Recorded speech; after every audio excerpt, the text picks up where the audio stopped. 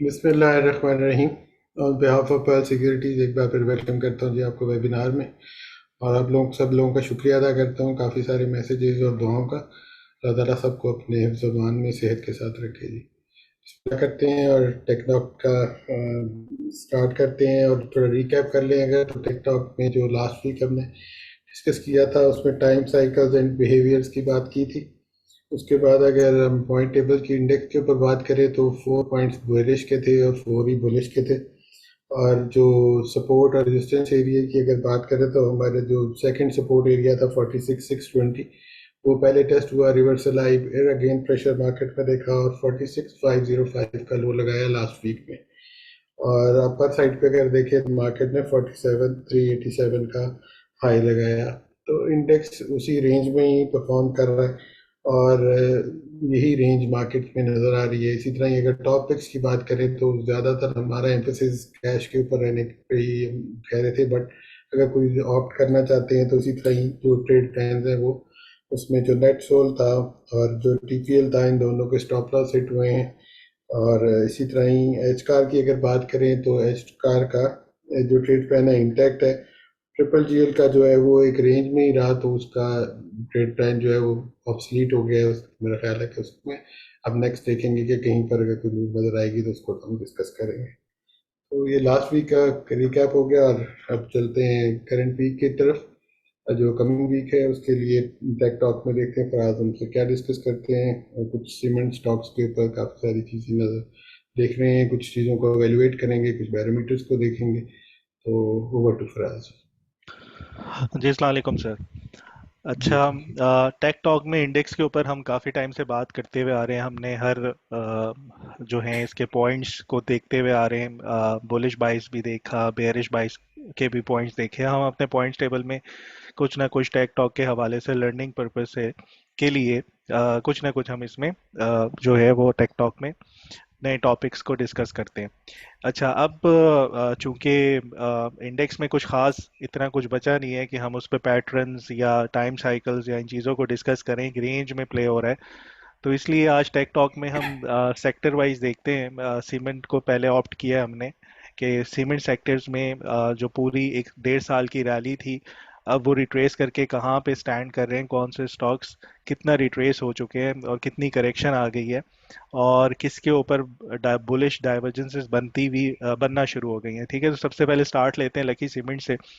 Lucky जो है आपका, ये 2020 मार्च का जो इसका लो था वो तकरीबन 304 305 का था। वहां से रैली करता हुआ ये 942 तक गया था।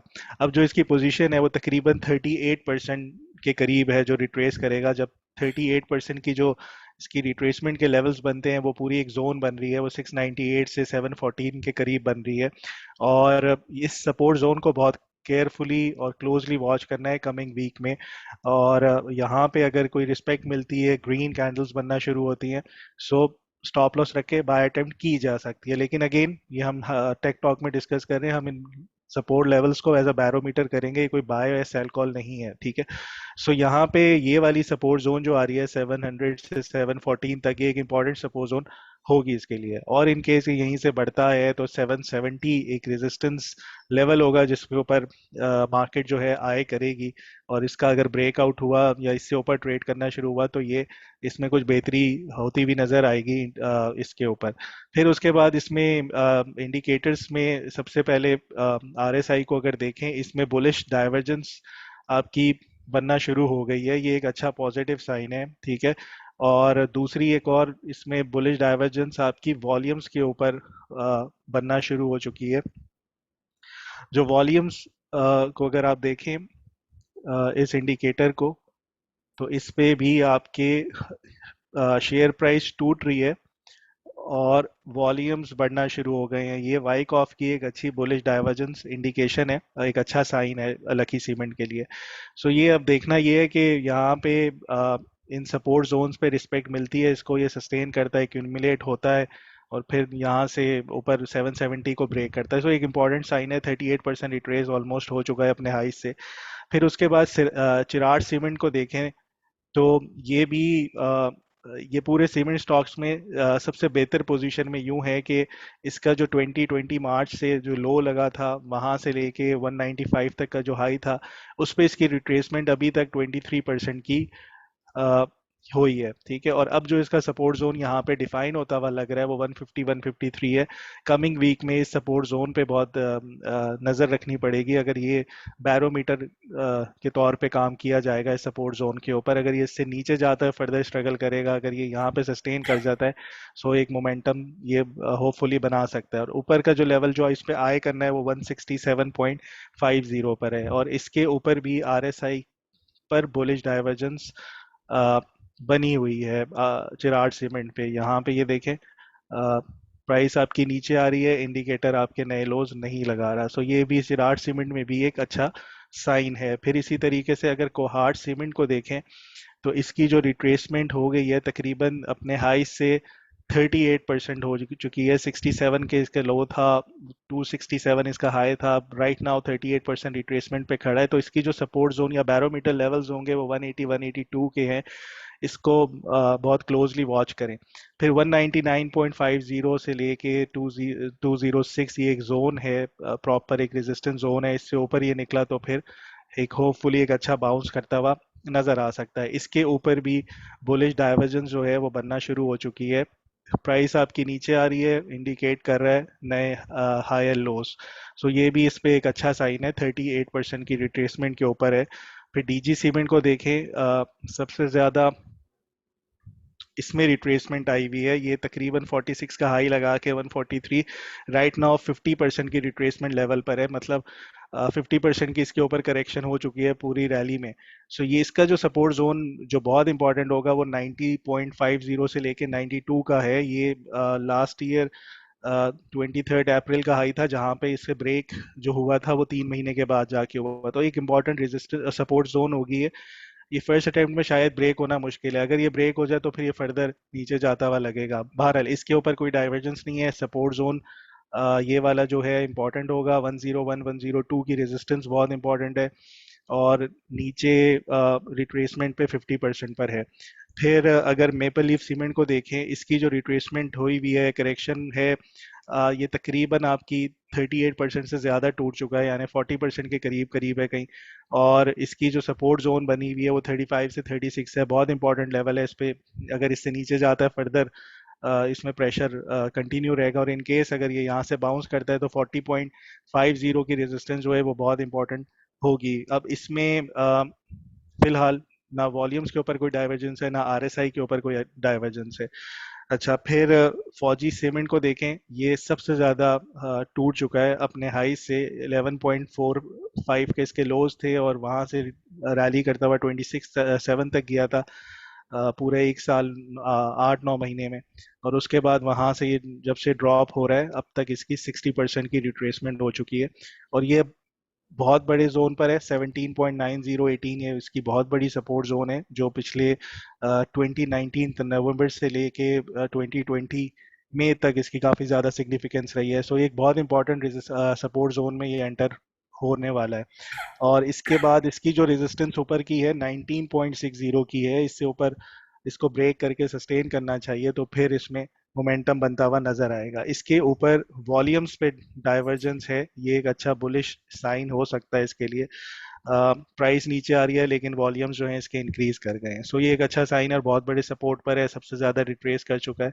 सो फौजी सीमेंट इन लेवल्स पे देखा जा सकता है। फिर पावर सीमेंट को देखें, अगर ये जो ये भी तकरीबन 55% के करीब रिट्रेस कर गया है, और ये अपने जो लास्ट ईयर अक्टूबर के लोस थे उसको जाके टेस्ट कर रहा है। तो ये 7.9 और फिर उसके बाद 7.45, ये भी जो 2019 नवंबर से लेके 2020 जुलाई तक ये वाली जो रेजिस्टेंस थी 7.45 की, अब इसकी काफ़ी सिग्निफिकेंस थी, काफ़ी मुश्किल से ब्रेक हुआ था। अब ये एज अ सपोर्ट टेस्ट करने वाला है। सो होपफुली फर्स्ट सपोर्ट पे ये शायद ब्रेक ना हो, इस पे बाउंस देख सकते हैं। और अगर बाउंस आता है और 8.80 को ब्रेक करता है तो ये भी एक अच्छी मोमेंटम फिर बनाता हुआ नजर आ सकता है। इसके ऊपर भी फिलहाल कोई वॉल्यूम्स के ऊपर भी डाइवर्जेंस नहीं है, आरएसआई के ऊपर भी डाइवर्जेंस नहीं है। सो अगर कंक्लूड करूं, जो सबसे ज़्यादा करेक्ट हुआ हुआ है वो फौजी सीमेंट हुआ हुआ है 61.80 के साथ, और जो सबसे कम रिट्रेस हुआ हुआ है वो शिराट सीमेंट हुआ हुआ है। और जो जिसपे बुलिश डाइवर्जेंस दोनों में मिल रही है वो लकी सीमेंट है आरएसआई और वॉल्यूम्स के ऊपर। और बाकी डीजी में 50% की रिट्रेस है, और वॉल्यूम्स पे डाइवर्जेंस है, बुलिश डाइवर्जेंस है। जी सर। जी थैंक यू फराज। आगे चलिए और इंडेक्स व्यू को देख लेते हैं कि इंडेक्स में पॉइंट टेबल पे क्या पोजीशन। अच्छा, इंडेक्स के पॉइंट्स टेबल जो लास्ट वीक का था एज इट इज़ है। इंडेक्स तो नहीं मूव कर रहा, लेकिन मार्केट में जो स्टॉक्स हैं वो आपके प्रेशर में नज़र आ रहे हैं, सारे लोअर हाइज लोअर लोज लगा रहे हैं। इंडेक्स के पॉइंट्स टेबल पे स्टिल रेंज ही हम कंसिडर कर सकते हैं, इसको रेंज ही एक्सपेक्ट कर रहे हैं। और जो स्टांस होना चाहिए वो बहुत सिंपल है, जो हम 2 महीने से कहते हुए आ रहे हैं कि ऐसी मार्केट्स में जो रेंज बाउंड मार्केट्स होती हैं उस पर ज़्यादा से ज़्यादा कोशिश ये करें कि कैश पर रहें। सो स्टिल सेम स्टांस है, कैश पे रहें। और अगर स्टिल आप बाय करना चाह रहे हैं इंडेक्स ओरिएंटेड स्टॉक्स को, तो ट्रेलिंग स्टॉप लॉस आपका 45,950 का जो हमने रखा हुआ है वही है। अब जो सपोर्ट लेवल्स इस हफ्ते के लिए देखे जा सकते हैं वो पहला 46,495 का है, दूसरा 46,180 का है। अब जो ऊपर रेजिस्टेंस बन रही है इसकी वो 46,950 की और फिर 47,350 की है। अब ब्रेकआउट लेवल जो है वो 48,100 से नीचे आके 47,650 700 के करीब है। मैंने यहाँ पे मेंशन नहीं किया क्योंकि ये फॉल्स ब्रेकआउट्स हो सकते हैं, इसलिए जो आपका मेजर ब्रेकआउट होगा वो 48,100 का ही लेवल है, उसी को ही देखा जा सकता है। सो फिलहाल अभी तक पॉइंट्स टेबल पे कोई खास चेंजेस नहीं है। एक पॉजिटिव साइन मुझे वीकली चार्ट्स के ऊपर नजर आया, वो मैं शेयर कर लेता हूँ आप लोगों से यहाँ पे। वॉल्यूम्स के ऊपर वीकली चार्ट्स पे आपकी जो है डाइवर्जेंस बनती हुई नजर आई है। यहाँ पे आपके वॉल्यूम्स वीकली बेसिस के ऊपर इंक्रीज होना शुरू हुए हैं और इंडेक्स आपका नीचे आना शुरू हुआ है, ये एक पॉजिटिव साइन हो सकता है। लेकिन अगेन 48,100 के ब्रेकआउट के बाद इसको मोमेंटम को रिस्पेक्ट मिल सकती है। अदरवाइज ये वॉल्यूम्स के ऊपर डाइवर्जेंस अभी फिलहाल इसकी कोई खास सिग्निफिकेंस ब्रेकआउट के बाद ही पता चलेगी। सो ओवरऑल कंक्लूड करता हूँ, कैश पे रहें फिलहाल, और अगर ट्रेड करनी है स्टॉप लॉस के साथ ट्रेड करें। जी सर। जी आगे चलें और वही बात है कि हम कैश पे ही रहने की बात कर रहे हैं, बट कुछ ट्रेड प्लान जो हम शेयर करते हैं वो स्ट्रिक्टली स्टॉप लॉस के साथ है, तो काइंडली वो डिस्कस कर लें कमिंग वीक के अगेन लिए। मैं फिर से जो जवाब साहब कह रहे हैं मैं भी रिपीट कर देता हूँ कि कैश पे रहें तो ज़्यादा बेहतर है। लेकिन अगर आपको ट्रेडिंग का बहुत शौक हो रहा है, ठीक है, और ट्रेड करना चाह रहे हैं, तो फिर आप स्टॉप लॉस को ज़रूर रिस्पेक्ट दिया करें, ठीक है। पहली प्रायोरिटी कैश पे रहना चाहिए, ठीक है, जब तक आपकी मार्केट में वॉलेटिलिटी या सेटल्ड नहीं हो जाती है। एवीएन को देखा जा सकता है, ये हायर हाइज हायर लोज लगा रहा है। पहली सपोर्ट 31.50 पे है, दूसरी सपोर्ट 127.50 पे, स्टॉप लॉस 124.90 का रखा जा सकता है। रेजिस्टेंस 138 है, और उसके बाद जो सेकंड रेजिस्टेंस है वो 141 है। स्टॉप लॉस को रिस्पेक्ट दीजिएगा। अच्छा, फिर उसके बाद जो दूसरी पिक हो सकती है इस हफ्ते जो आप देख सकते हैं ट्रेड के लिए, ई कॉप को देखा जा सकता है। ये ब्रेकआउट्स देने के बाद पैराबॉलिक मूव में है, सो ये जब भी करेक्ट होता है वो हायर लो हो सकता है इसका। सो हायर लोस पे अटेम्प्ट करनी चाहिए। पहली सपोर्ट 41.85 है, दूसरी 39.10 है, स्टॉप लॉस 38.45 का बनता है। फर्स्ट रेजिस्टेंस 45 की और फिर सेकंड रेजिस्टेंस 47.68 की नज़र आती है। फिर उसके बाद जो अगली पिक है टॉम सी एल की है। अगेन मुझे टॉप पिक्स ढूंढने में बहुत मसले होते हैं, टाइम लग रहा है क्योंकि जो सेटअप्स हैं, बुलिश सेटअप्स हैं, वो रेयर ही मिल रहे हैं। सो टॉम सी एल सेटअप तो है, पैरेलल चैनल में ट्रेड कर रहा है, लेकिन यहाँ पे इसके साथ इशू ये है कि इसने फेल कर रहा है नए हाइज लगाने को।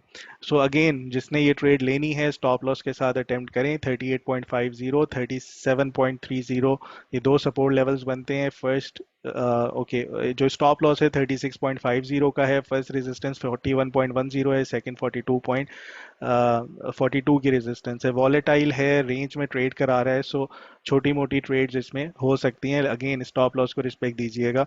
फिर उसके बाद सर्विस फैब्रिक को देखा जा सकता है, ये एडजस्टेड चार्ट है, ठीक है, सो इसको देख के परेशान नहीं होइएगा। इसके जो सपोर्ट लेवल्स होते हैं वो पहली 18.55 है, दूसरा 17.80 है, स्टॉप लॉस इसका 17.20 का बनता है। फर्स्ट रेजिस्टेंस 20.60 की है, सेकंड रेजिस्टेंस 21.50 की। अगेन स्टॉप लॉस को रिस्पेक्ट दीजिएगा, 17.20 है। ये टॉपिक्स हैं सर इस हफ्ते की। जी आगे चलते हैं, कुछ क्यूरीज आई नहीं थी, उनको आंसर कर लेते हैं। जी, अटक रिफाइनरी की एक क्यूरी है, और जो अटक रिफाइनरी का चार्ट, इस पे